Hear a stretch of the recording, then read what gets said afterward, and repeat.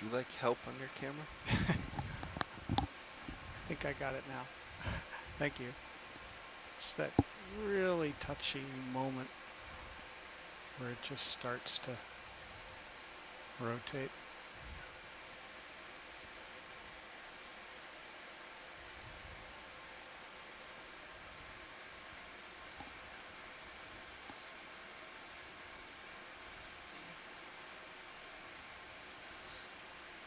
That's a nice view. Yeah, those are really densely packed polyps there.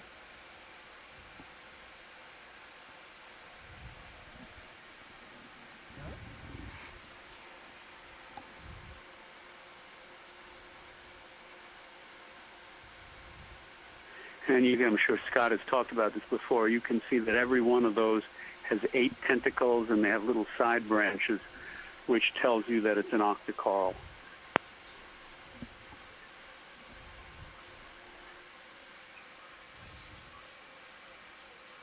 All right.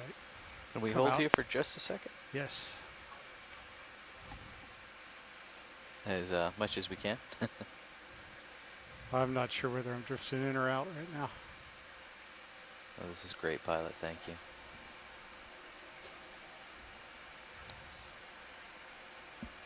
All right, coming wide. Nice footage there. Thank you. Wow, still had ways to go too. I think I need to go up and over this And one. I think the end of our dive was planned for 6:30 to move on. Eastern time, Okay. shipboard time, so we have about 35 minutes left. Seeing a lot more whips here, I believe. I don't think we saw quite so many on the way up. This is fairly tall too. I don't have a good estimate on its length. I think we saw more whips at the bottom of this dome, I believe.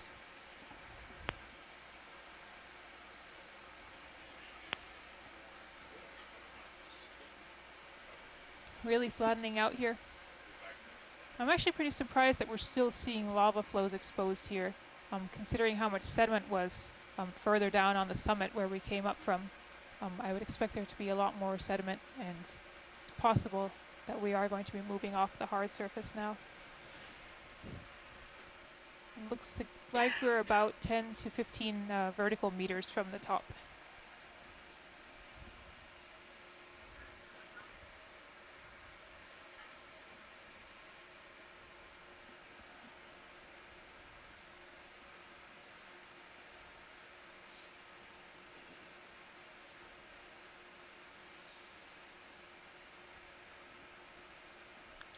Just wanted to jump over that whip and come back down in contact again.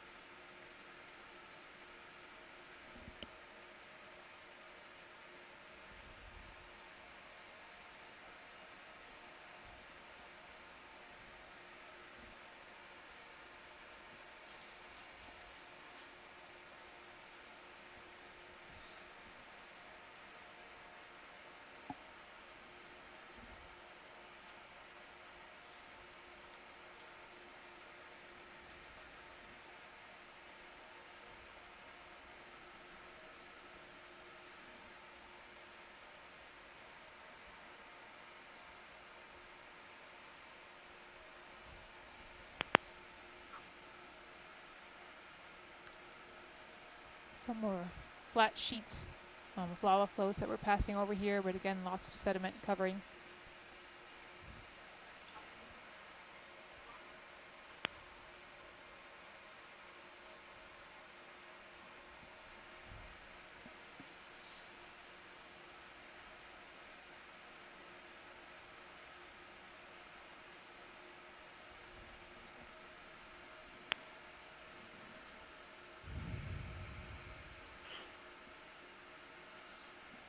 Actually, what's this white coral that's just down between the sponge and the pink coral? Okay. I don't know if you can get a quick look at that. Oh, another fish here. Or is that a shrimp? That's a shrimp.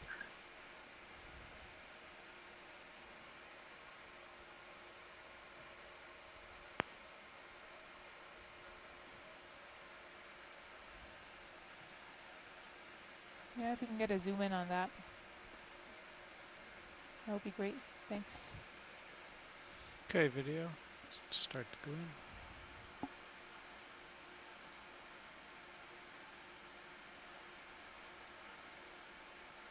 Did you mean this small Well, one? actually, now that we're zooming in, that actually looks interesting too. A little brittle star curled up in the top, an associate. This looks very small and delicate.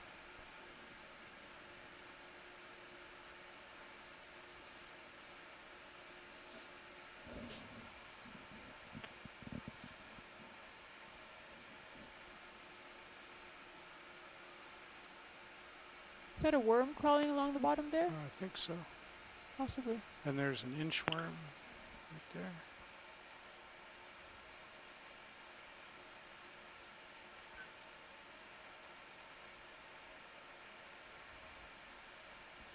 All kinds of life right here. Yeah, is that a tiny ophiuroid or is that an What is urchin that? on the bottom It's left? got a- Yeah. Or bottom right, rather. It looks Bottom right. flat, That looks and interesting. it's got a lot of legs. We can zoom in All on right, that. we're at a max zoom right now. All right, Okay. I'm gonna have to come out a little bit, so Sounds good. I'm gonna need Yeah, a I toe couldn't hold quite here tell or what that was. something. It didn't Yeah. look like a brittle star to me. Some interesting things here. Yeah, let me just find a place to nudge in here.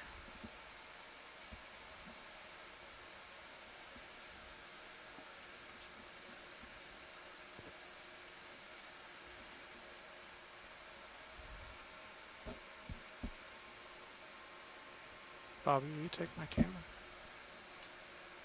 Let's go see if we can get that star shaped thing to Ready, the right. pilot? Yep.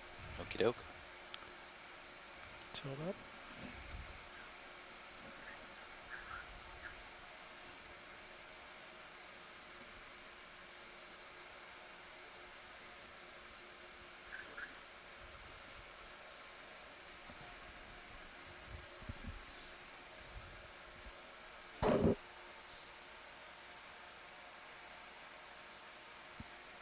Full zoom. It's not a brittle star. Too many arms or legs.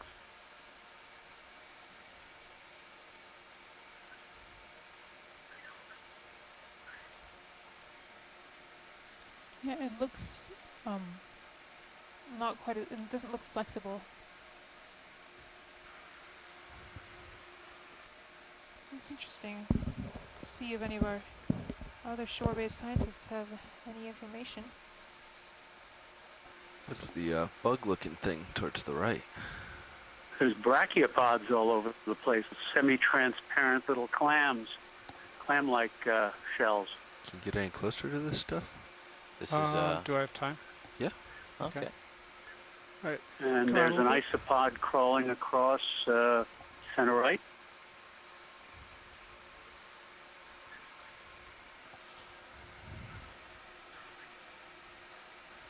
Okay. Let's try that, Bobby.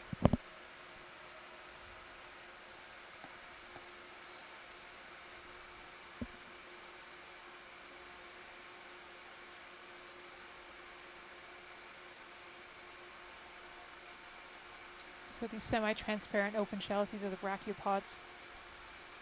And here again is this organism. Yes. This is interesting.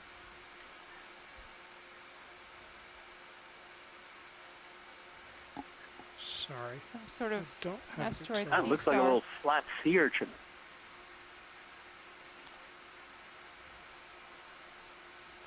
Yeah, we almost need Chris Ma to give us a call here and provide some information. Okay. Video, I need you to come out so I can find it again.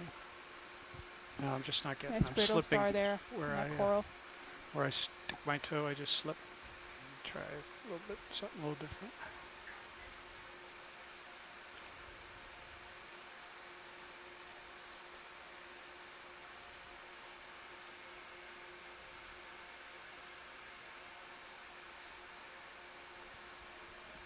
An alternative explanation is, yeah, that it could be some kind of an urchin.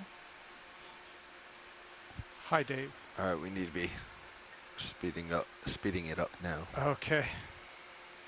Go ahead, You've Dave. got time, but we have to. Well, let's go one more time. Okay. And there's our max zoom. That looks great.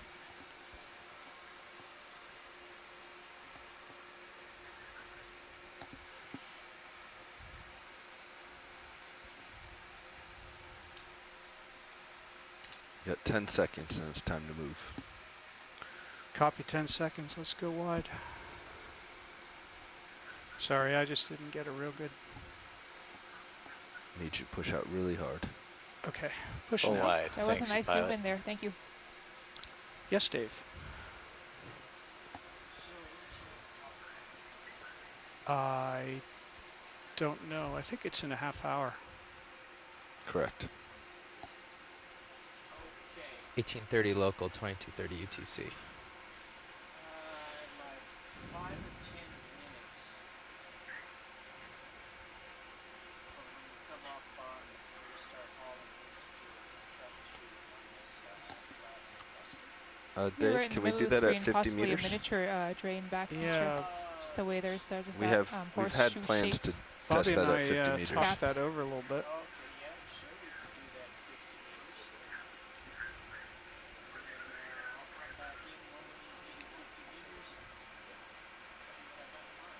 Thanks, Dave.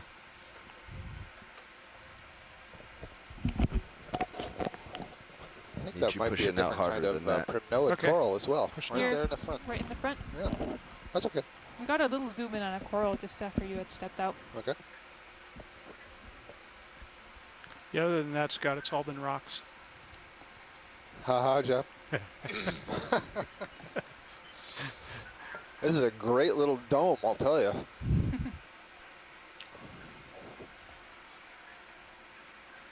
Oh, looks like Susan's a whole bunch of nice some rocks more down lavas. in the mess.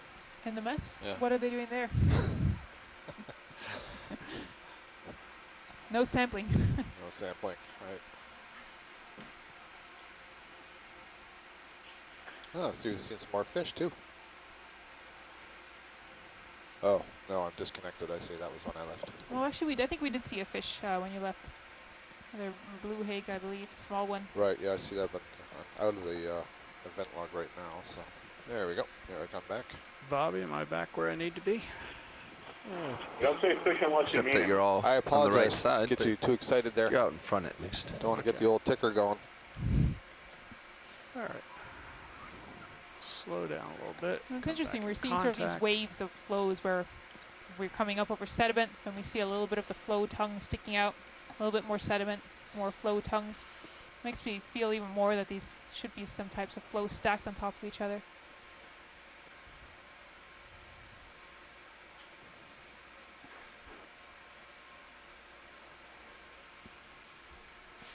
Little drain out feature on the left too. And again, these flows look really flat. Further down, we were seeing much more distinct pillow tube shapes. Here, everything seems a lot flatter. And I'm really not sure how much of the flow is hidden under the sediment. Shrimp. Sue, have you ever dated any of the of this lava? And you're way out there. We have not dated any of these rocks. Actually, one of the professors in our lab, Bob Duncan, did the original dating on these rocks back in, trying to remember must have been in '84, I believe was the paper, but I don't think Kelvin has been dated specifically. Atlantis, nearby Atlantis was dated. That was 89 million years old.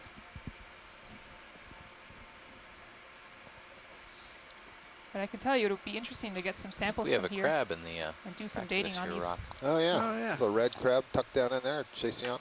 Let's go admire the crab.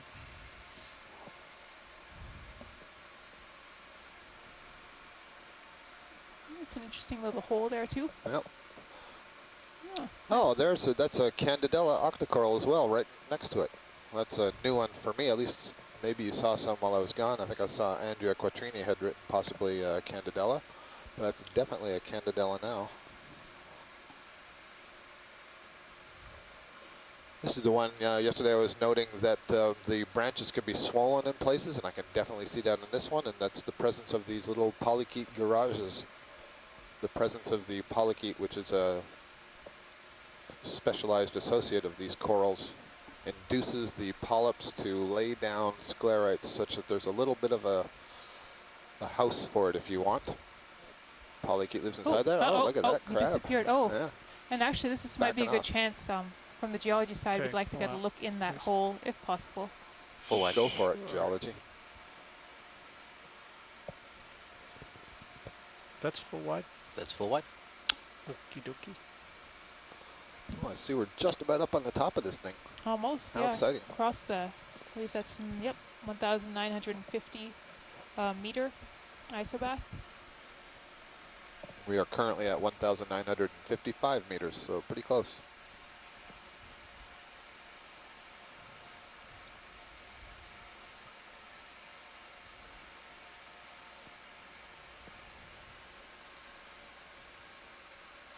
So I guess Scott, that- have you ever had an opportunity to, Okay, video, let's go back date to any that. of this coral That's debris on any of these seamounts? Yeah, it's interesting, Chuck, when you just asked about the aging of the seamount itself, I was thinking that Jess Adkins at Caltech had collected lots of the Desmophyllum cup coral rubble, and they were using it to look at paleoclimate. And so I don't know about the specific aging they did, and now I'm wondering. I don't believe anybody collected anything to do the age of the Let's coral go out itself, wide like the sort of stuff that Brendan Rourke has done, where they look at the skeleton and the Interesting rings. I don't believe any of that was pattern done in with any of the sand coral over out here. Certainly some of the skeletons were collected, so it's possible they do exist, but Just I'm not sure that noticing anyone this has white done it. And sediment I'm going to have a that's look come before our down next between dive so the- I can answer that question between the better. rocks here. I do see an Anthomastus coral there in the See distance. sort of a wave That sort of, pattern in the little sa- in the, Toadstool or sediment. mushroom coral. It's red in color. It's extending off the, it's on the right of the frame, but it's on the left side of the rock.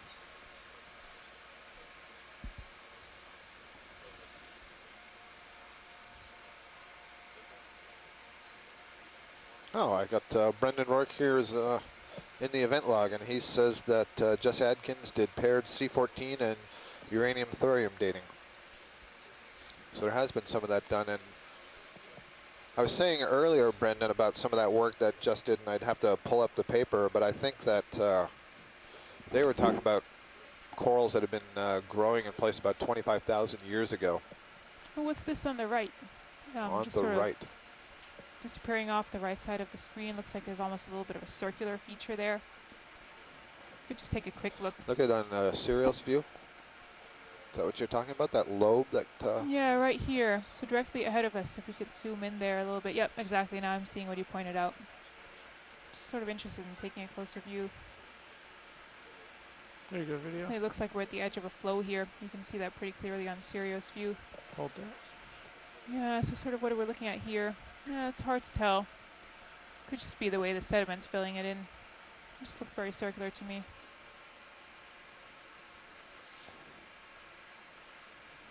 Okay, Right, full wide.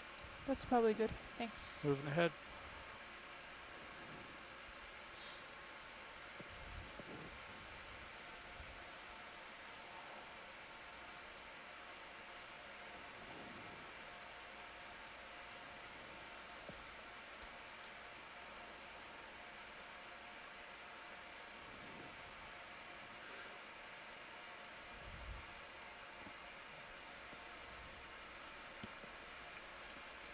Scott, I've got to ring off. Sue, thank you very, very much for the opportunity to participate. Chuck, thanks for calling in. I hope you can join us in some of the next few dives that we do. We certainly see plenty of crinoids and would love to have your input. Great, yeah, thanks again for calling on the OKX line.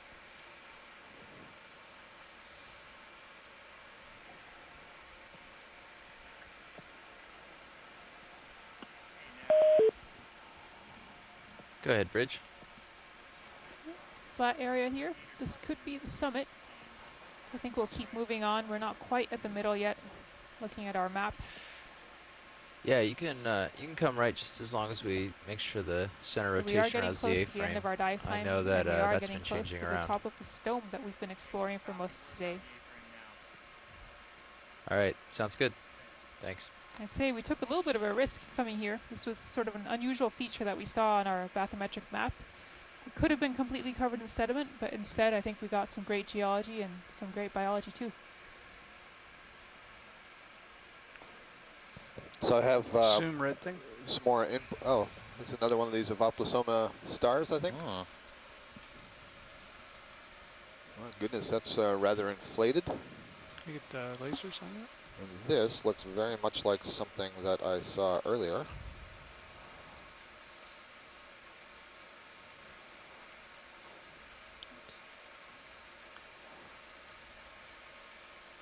This is an asteroid sea star, and you can see some transparent. That's full wide. Wait till we get a little bit settled and I'll go partial on it. Saw some of that whitish transparent stuff sticking up above the back of that sea star, and I believe those are papillae.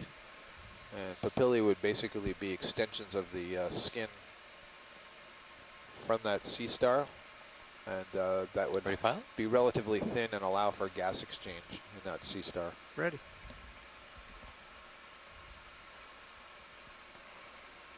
There we go. Let a close look.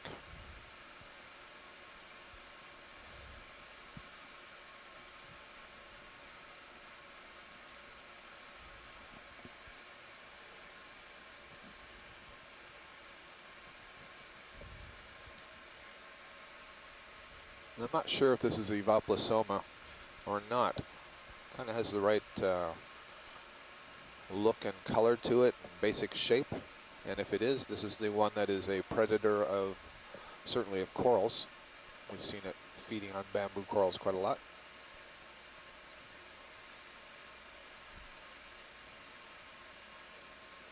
So a little hermit crab on the left side of the screen. Oh, good eye, yeah. Hermit crab in a gastropod shell. Scott, would it be like this because it's feeding now? Well, so that's what I was wondering. I don't think so. You know, it's possible that there's something under there, or it's possible that it is fed before. All right. I'm used to seeing it, you know, sort of folded over the branch of a coral. And this one does seem to be kind of propped up in the center there. But earlier when we saw one, Video, Chris I need didn't to say get that it going. was feeding at the time. He said that it was sort of on its way to feed That's on right. that coral. Yeah. Thank you. Thank you, pilot. Full wide.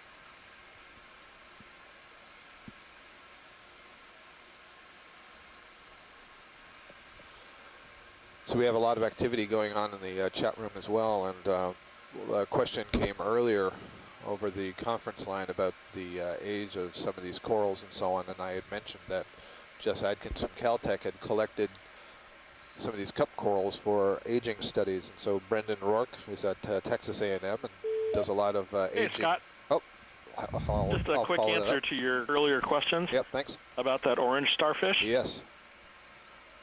I was having difficulty deciding if that was That's Evoplasoma. contraster. it is contraster. That is a I should perennial. have said That's it. that star we're seeing down in the canyons. Yep. So it's very unusual to be finding it up here on the seamounts. It's swollen like that probably because the body coelom is filled with water. Okay.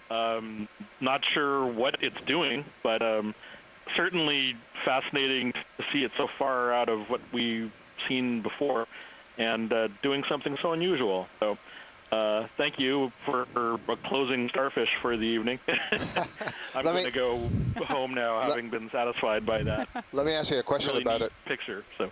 Chris, let me ask you, Oh, so one of the ways, are you able to identify it because of those papillae that are on the aboral surface there, or is there something else that I mean, you're probably using lots of characteristics, Well, but... so Evoplasoma, the other one, Yep.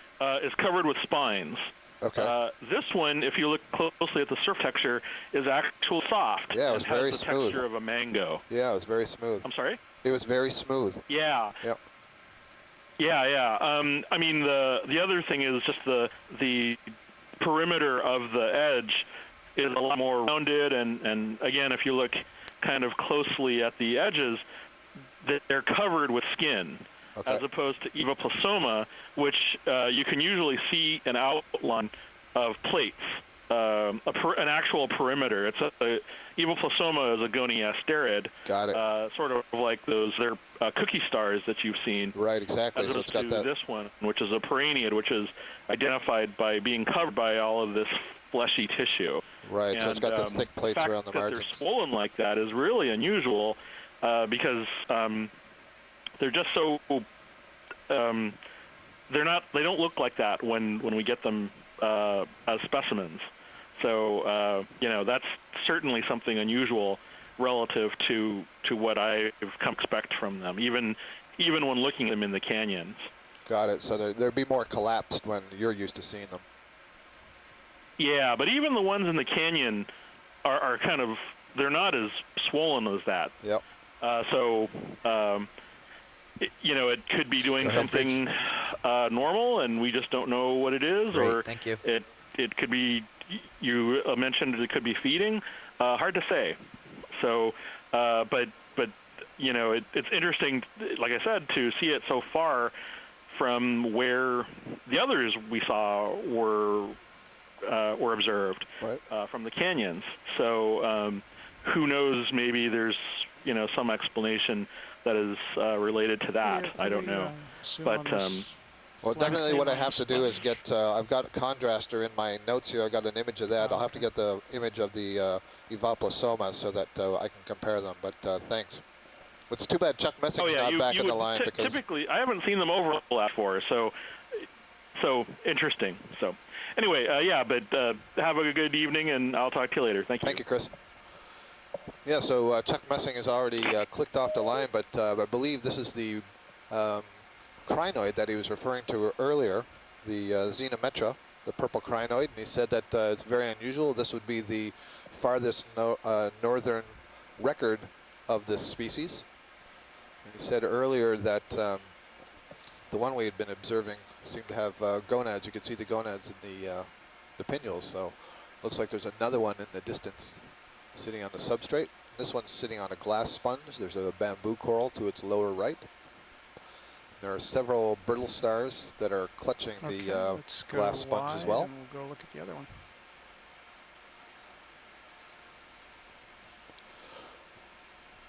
So that was Chris Ma that we heard from. He's at the Smithsonian Institution. Thanks for calling in, Chris, and helping us with that information. And I'd been just about to tell you earlier about Brendan Rourke, who had called in to give us some more information on the work that Jess Adkins had done. He said that those cup corals that we were seeing the skeletons of had been aged by Jess Adkins at about 100 to 125 years. So the corals themselves live about 100, 125 years, but those subfossils that we're seeing, the ones that are coated in the black, the manganese, lived about 40,000 years ago. Something like that. So somewhere between 25,000 and 40,000 years ago, here on these seamounts, there was a population of these cup corals. They died and became essentially fossilized in place. They're not buried in rock, but they have that manganese coating. So here's a beautiful image of that crinoid. We suspect this might be Xenometra, if I understood the identification from Chuck Messing of Nova Southeastern University. And this would be an exciting find because this would be a range extension. So when we talk about the geographic distribution of species, it's based on collections that are made, and we're not collecting this, but we are able to image it, and we get a really nice image.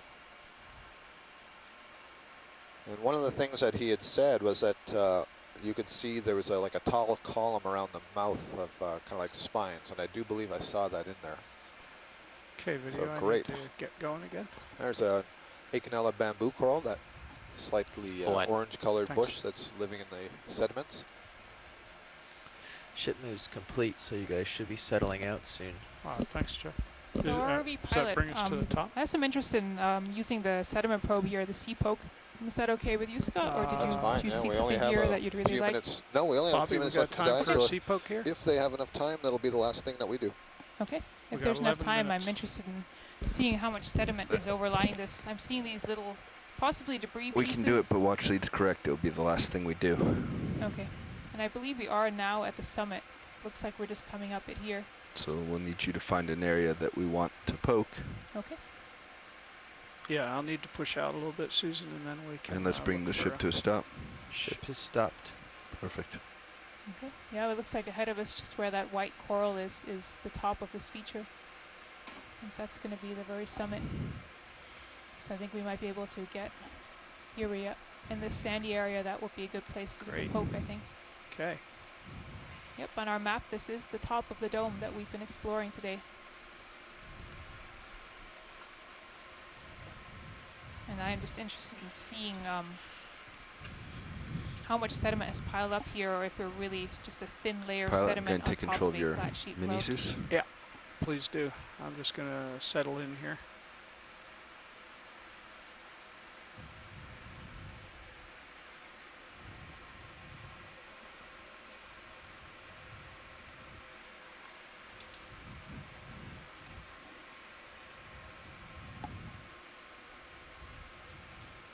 Again, seeing some more ripple marks in the sediment just ahead of us, but nothing like the sort of plains of sand that we came across earlier today, where we saw those beautiful, long, continuous current ripples.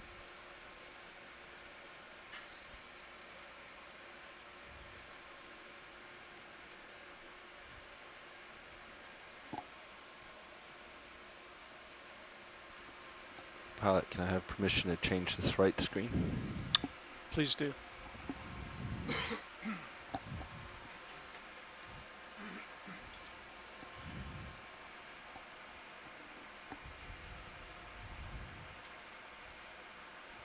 Where'd all my light go? There it is.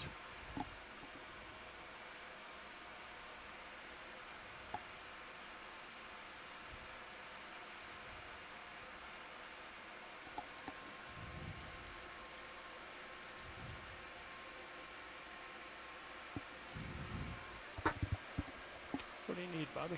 You'll Just note in the making sure sediment I'm again clear. here, I believe these are some xenophyophores. I think it sagged a little bit. So before I There's rotate, mounds I in want the to make sure my sediment. knuckles and wrists are clear.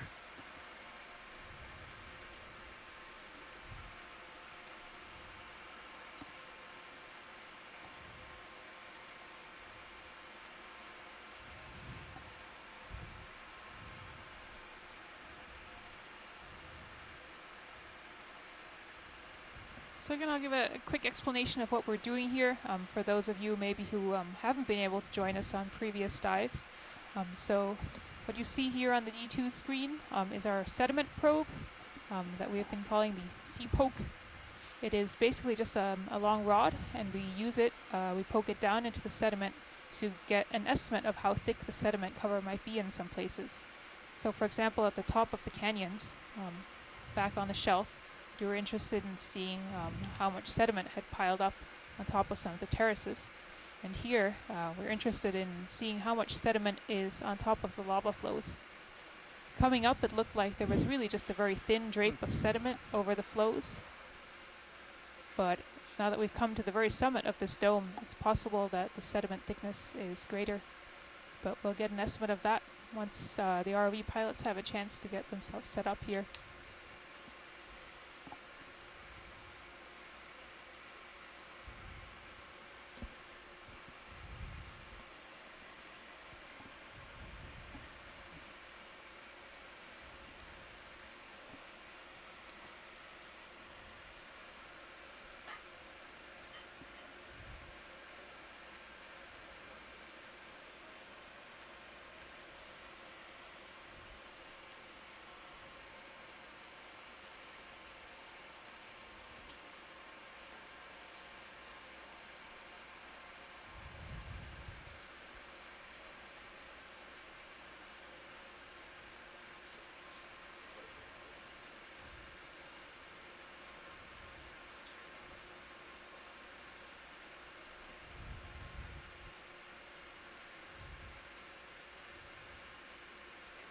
So we're just maneuvering into position here, and I'll just point out that this is actually not a trivial thing to do, again, because the movements of the robotic arm just have to be all done in the correct sequence, and to try to get the rod to be straight up and down.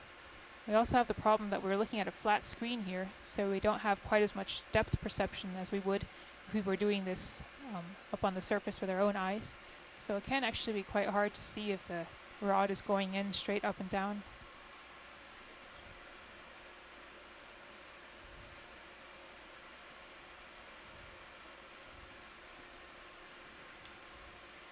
Sorry, Bobby, I probably tilted your camera off.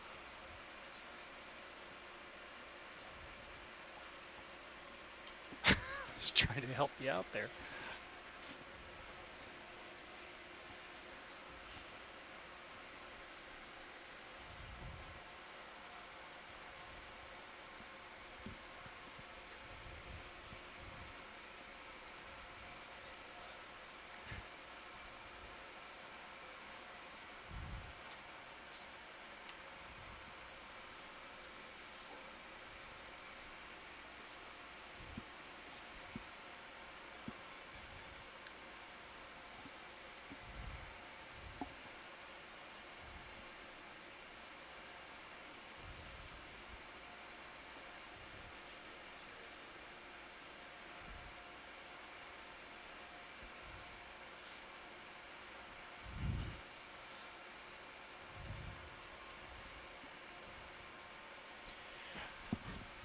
I've been doing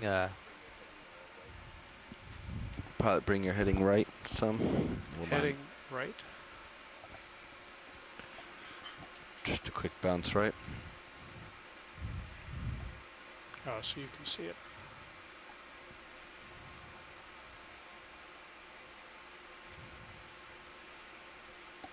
And video a little zoom on Sirius, please. Looks fine. More?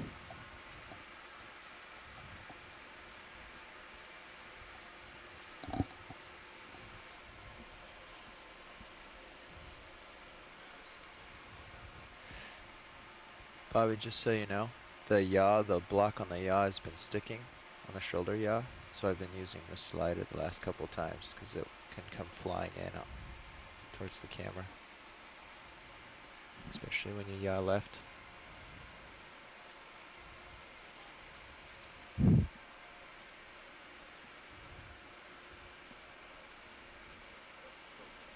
You ready for a poke?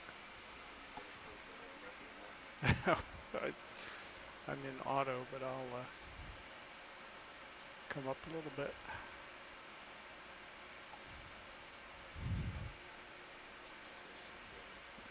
I don't hear you, Bobby. Yeah, I need you to come up. You're too close to the ground. Okay, Because coming we up. have to get the probe below the vehicle.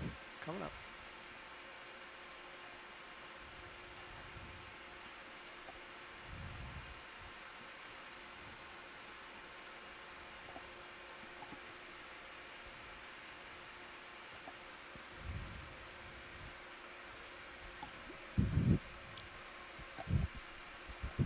So I'm feeling pretty good about that. Let me check with Carl first.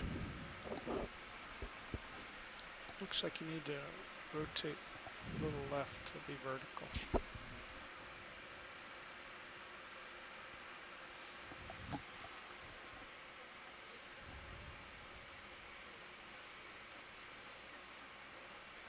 It's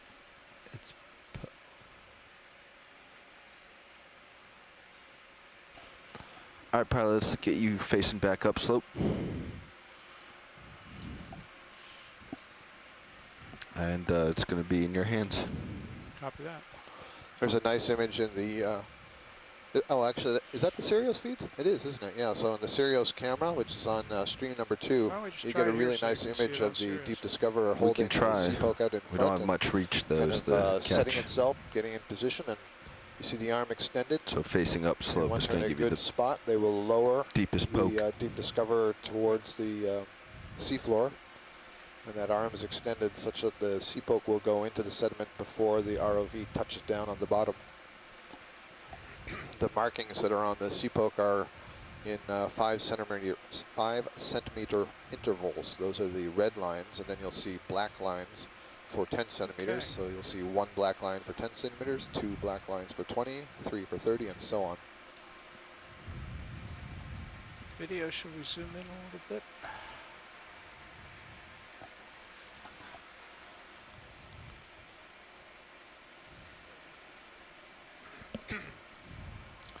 These mud ball structures that you see behind the Okay. Seapoke are xenophyophore tests. so the These first are the one you tests can of an amoeba-like Is single-celled 30, protist. yeah. They build these, essentially you can think of them as mud houses. It's a series of tubes that are all agglutinated together, built of mud grains and sand grains. Here we go. All right. Oh, uh-oh. Wow. Or, Oh, no, no, that's not deep at all. That must be the bottom. We can get another test in if there's time. So let's see, that's didn't count. 40, that's 30, that's about 20 centimeters, I think. 20 centimeters on try Oh, look, one. this is stickier than where we were last time. It's interesting. Is it coming off? No, it is sticking on a little bit. Possibly. So I think I'm seeing up near the top of the screen, is that 3 lines or 4 lines? That's 4 lines. So that's I 40. believe 40, So then 30, 30 below it, 20. 20. So that was- And no, that must, maybe that's 50. I can't read the lines. Okay. Not that one. Uh-oh. Not that. That's 30? Okay, so 30, that's 25. So that really, the dark red line, the first one that you can see, that's 25. It's 25. Okay, Yeah. let's try this again. There we go. Okay, let's see. Oh, there. Oh, no, it's you still hit going down. something in. Oh. Is that now really the bottom? So how much? I wasn't even No, able the to count. ROV is still above the bottom based on think the there's still serial more. It scan. almost seems as if there's 2 layers. So there's clearly Yeah. something, inside there. Which makes sense I'm if there's pushing an down now undulating and not lava flow going underneath. anywhere. So that's, All right. if you can zoom in there, video, let's get that. There you go. Let's see, 20 1, 2, 3, 4, 5, so that's 40, 35. 35, 30. No, because I can see the 3 lines for the 30, so it's just under 30. That's Oh, that's 4. 4. Pardon me, So Jeff, I 35. apologize. Yeah, So- 35. Okay, that's 40, Yep, 35 centimeters. 35. All right, Cool. Okay. at least to that layer. So did you feel that really was a hard surface? Did you Oh, hit yeah. the bottom there? Okay. Yeah, but it was interesting how both times it That was Hit a broke 35. initial through surface. something. Okay. Yeah, and then it, That was 25. Okay. that was interesting. And I think we need to go. Is that right, Jeff? Okay, so I think, did I get that correct? The first trial was approximately 25, but I don't know if we got to the bottom. I imagine it's time for us to go. Get that written down. The Think second so. one Yeah, was well, you 35. can see that second time. It looks like we got hung up on something that was in the sediment. Full that went wide through, so I video, would say both the cameras. first time was probably something like that. Yep. Oh, Okay. that was great. Well, here on board, we had a number of people guessing the depth, and Lindsay McKenna, our mapping specialist, had guessed 36 centimeters before that So went in. you're actually Oh. going to come Very left close. and head out. Okay. So lineup's going to be pretty simple. So I'll just go into getting this arm back. I'm not with you yet. That's Bob. why So she I'm wanted just to run gonna- that backscatter data last night. So you're going to come left. She was trying to get ahead You're in going the to turn your seafoam heading game. left to about 300. Drive out that way. And I'm going to bring my heading right to 120. That'll line us right up, get out our turns. Well, that was definitely very interesting, just to know how much sediment was on top of that lava Copy that. flow. Not as much as I had expected, actually. My full wide video? So about 5 centimeters less than you expected. Okay, That's thanks. true, Just but it's that better than my thing in last front of me estimate. that's kind of I distracting. believe I was much further off last time we tried to use the sediment probe. Yep. All right. So I'm actually going to So, Bobby, I'm confused about the way we're lining up. tail to tail. You're going to push out straight right now. So we've had a terrific day here Got it, on got it, Kelvin got it, got it, Seamount, exploring Forgive me. I this was, interesting feature, this lost domed there for a feature. moment. That's Push out on the forward. southern Push it out. side of the eastern part of Kelvin Seamount. They were up just on the edge of the plateau, not too far from the rim of the seamount. We're currently at a depth of 1,950 meters. Now that you're And when we first sat happy and down set, here, we were I'm at a gonna depth of bring my heading right. 2,075 meters. So we haven't come up too far, and we didn't expect to. This dome-shaped feature was about 120 meters in elevation. But we've had a spectacular day. Hold my heading there. A very rich You're actually gonna wanna bring your diversity heading a of little bit left to where you octocorals. are right Lots now. of sponges and shrimp bit and left. crabs and You'll eventually want to be fish. facing 300, but you need to cut the And corner. in terms of the get behind me. geology, Susan can speak to See that it in better, the, but I think we have a much better understanding of what these features See are it that in were the showing cam up now. on the bathymetric maps like these bullseye designs. We have a much better understanding of what it is. Yeah, that was interesting, actually. I think so the pictures that we were looking So at, I'm it gonna really looked like a take bullseye your camera. design. As if we were going to come up over something and then down again, then up. That's really not what it was. It was See more of a yourself on dome. tether. So I think Yeah, It's that's the interesting how sense different- that Take the I camera, had. It was first one get big the dome swing that, arms as in. you had said earlier, like it was collapsing at some of the outer edges. yeah, and it's interesting. Okay, We've only Bobby, come up on one side of it, tether looks but nice and straight. looking again at our bathymetry, looks like there's more of a terrace style slope to the south. So Ready to this is start definitely going? a Right, place it that was a little bit steeper there, wasn't it? Let me get yeah, your a little swing bit. It arms sort of came first, down steeply, and then there was a Okay. flat area, and then but came then down I can again. manipulate her while So we're probably on our we'll get way a up. different view if we went down that way. Or we could Yeah, I start wonder up if that slow. means- That's does also that an mean option. that it Okay. collapsed inwards a little bit more, or it's more eroded, more of like a landslide or something after it started to erode? Yeah, at this point, I really don't know. It would be really interesting to go and take a look at that area.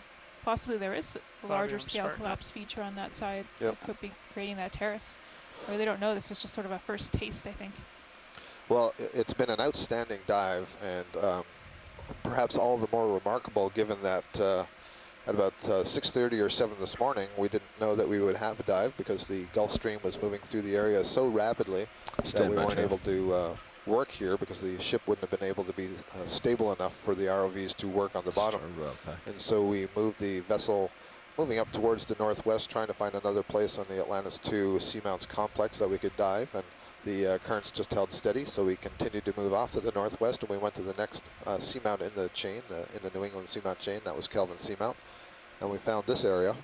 The weather was great, the sea state was great, and so all on board agreed that we could do the dive and we could come up a little bit later, which is why we're still on the water at 6:30 Eastern time, and we're just preparing the vehicles to rise to the surface. So fantastic. Thanks to everybody for making this happen. We saw a lot of really great stuff. I'd also like to thank the scientists who are joining us in the chat room and those of you who called in. I think the number today was up around 20 scientists, I think, in the chat room at one time, so that was great. And for those of you who are enjoying these deep sea dives, tomorrow we have something really special in store. Everybody is extremely excited about this. Start coming up. We're all slow sort of again. crossing our fingers and hoping that the weather holds, because we're going to attempt to go down to some 4,500 or 4,800 meters to a very deep seamount, Kiwi Seamount. It's got some fantastic topography, and that'll be the deepest that the Deep Discoverer has ever gone. And so lots of anticipation about that one, so please join us. It'll be a long ride to the bottom, take a little bit more than 2.5 hours, I believe, maybe closer to 3 hours to get to the bottom. So once we're there, we may not have too much time to spend exploring, but we're very eager to see what could be living down at that depth and what the geology is. It's a fairly complex feature. Mm-hmm. Definitely. So I guess before signing off, I'd really like to thank the ROV team. Only They've 13. really helped us today get some really great shots of organisms. I'm some staying of the lava level with you flows, right now. doing our sediment probe right at the end. Chasing a swimming sea butterfly snail through the water. So a big thank you to all of you here in the front row, and to our video team who's been helping capture all of this exciting footage. And also thank you to the public, to those of you out there who are watching and sort of joining in with these exciting discoveries. Yeah, we're enjoying seeing the posts that you make to Facebook. Give us some feedback, and it's nice to know that you guys are excited to be tuning in as well. Well, hey, and thanks for the back to you scientists guys on as shore, well. I'll be sending a message in just a moment about the post-dive conference call, where we'll discuss the results to today and the basic plans for tomorrow and the day following. And let's say about 15 minutes from now, so 5, 10, 15, that'll be 18:55 Eastern time, 5 to 7. Thanks for hanging in so late. We really appreciate it, and we hope to hear from you on the call. So signing off, this is Scott Frentz, University of Louisiana Lafayette. This is Susan Schnur from Oregon State University. Thanks for joining us today. Thank you.